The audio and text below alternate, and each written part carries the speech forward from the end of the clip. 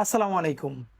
আপনারা জানেন যে জুলাই গণ অভ্যুত্থান নিয়ে জাতিসংঘ একটি ঐতিহাসিক প্রতিবেদন দিয়েছিল এবং এটি শুধুই একটি ডকুমেন্ট নয়, এটি গণহত্যার শিকার সমস্ত শহীদদের প্রতি সম্মাননাও বটে।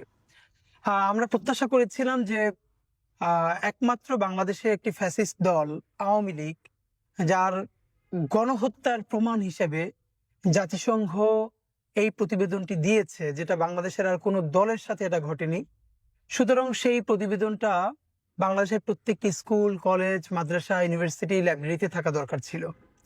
আওয়ামী লীগ এখানে মাফিয়াতন্ত্র কায়েম করে কিভাবে একের পর এক গণহত্যা করলো এবং সর্বশেষ জুলাইয়ে গণহত্যা পরিচালনার মধ্যে দিয়ে এখানকার শিশু, কিশোর, বৃদ্ধ থেকে শুরু করে নারী পুরুষ নির্বিশেষে গণহত্যা চালিয়ে তারা দিল্লিতে আশ্রয় নিল এবং বাংলাদেশকে রক্তের সাগরে ভাসিয়ে দিল।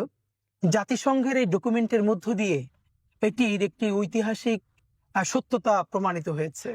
যদিও যদি জাতিসংঘ এই ডকুমেন্ট প্রকাশ নাও করতো, তবুও এটা তো আমাদের 18 কোটি মানুষের চোখের সামনে ঘটেছে। তবুও আমরা মনে করি যে আন্তর্জাতিক এই সংস্থাটির প্রতিবেদনের মধ্য দিয়ে এটির একটা আন্তর্জাতিক স্বীকৃতি মিলল যে আওয়ামী লীগ একটি গণহত্যাকারী সংগঠন এবং বাংলাদেশে কিভাবে লাশ পুড়িয়ে দেওয়া হয়েছে শুধু নিজের ক্ষমতা এবং দিল্লির আধিপত্যবাদ টিকিয়ে রাখবার জন্য। তো আমরা যখন ভাবছিলাম যে বাংলাদেশে জাতিসংঘ যে জুলাইয়ের ঐতিহাসিক গণ অভ্যুত্থান নিয়ে যেই প্রতিবেদনটি দিয়েছে, এটা তো অফকোর্স ইংলিশে দিয়েছে, এটার বাংলা অনুবাদ করে বাংলাদেশের প্রত্যেকটা মুক্তিকামী মানুষের কাছে এটা পৌঁছানো দরকার। সেই উদ্যোগের অংশ হিসেবে আমরা আজ থেকে প্রায় 4-5 মাস আগে ইনকিলাব মঞ্চের উদ্যোগে এই প্রতিবেদনটির বাংলা অনুবাদ করি, যে জাতিসংঘ প্রতিবেদনে জুলাই অভ্যুত্থান, মানবাধিকার সংকট ও সমাধান। জাতিসংঘ যেই ইংরেজি ডকুমেন্টটি দিয়েছে, প্রতিবেদনটি দিয়েছে, আমরা ইনকিলাব মঞ্চের উদ্যোগে আমরা বেশ গুরুত্ব দিয়ে এবং সর্বোচ্চ সতর্কতার সাথে আমরা খুব ভালো অনুবাদ করবার চেষ্টা করেছি এবং অনুবাদটার আমরা 3টা রিডিং করেছি, first reading, second reading, third reading. এবং আমরা একটা যেটা ব্যতিক্রম করেছি সেটা হলো অনুবাদটা যাতে কারো কাছে কখনো মিসলিডিং মনে না হয়, এই জন্য আমরা প্রত্যেকটা জায়গায় ইংলিশ টেক্সটকে সাথে রেখেছি।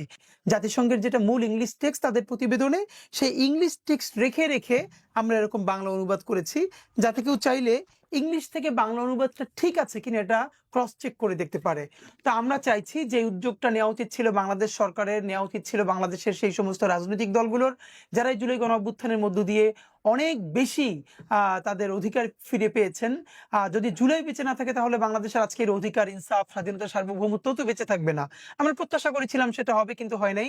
আমরা পুরো টাকাটা ঋণ করে যেই প্রকাশনী সংস্থা তারা আমাদেরকে একটা সহযোগিতা করেছে, ঋণের উপরে আমরা এই প্রতিবেদনটার বাংলা অনুবাদ করেছি। এই পর্যন্ত আমাদের একটি ঐতিহাসিক দায় ছিল শহীদদের প্রতি সম্মাননা জানাতে, তাদের পরিবারের প্রতি সম্মাননা জানাতে। আমি আপনাদেরকে জানাতে চাই যে আমরা যে বাংলা অনুবাদটা করেছি, আমরা চাই বাংলাদেশের স্কুল, কলেজ, মাদ্রাসা, ইউনিভার্সিটি, প্রত্যেকটা লাইব্রেরিতে এই প্রতিবেদনটির বাংলা অনুবাদ পৌঁছে যাক। আমরা চাই মুক্তিকামী সমস্ত মানুষের হাতে হাতে এই প্রতিবেদনটা থাকুক, তারা জানুক যে আন্তর্জাতিক সম্প্রদায় বলছে যে এই জুলাইয়ে আওয়ামী লীগ কিভাবে গণহত্যাটা করেছে। আপনারা চাইলে জাতিসংঘ প্রতিবেদনে জুলাই গণ অভ্যুত্থান, মানবাধিকার সংকটের সমাধান, এই প্রতিবেদনটি ইনকিলাব কালচারাল সেন্টার, বাংলা মোটর, এখান থেকে এসে আপনারা সরাসরি সংগ্রহ করতে পারবেন। আপনারা চাইলে রকমারি এবং ওয়াফি লাইফ থেকেও অনলাইনে সংগ্রহ করতে পারবেন।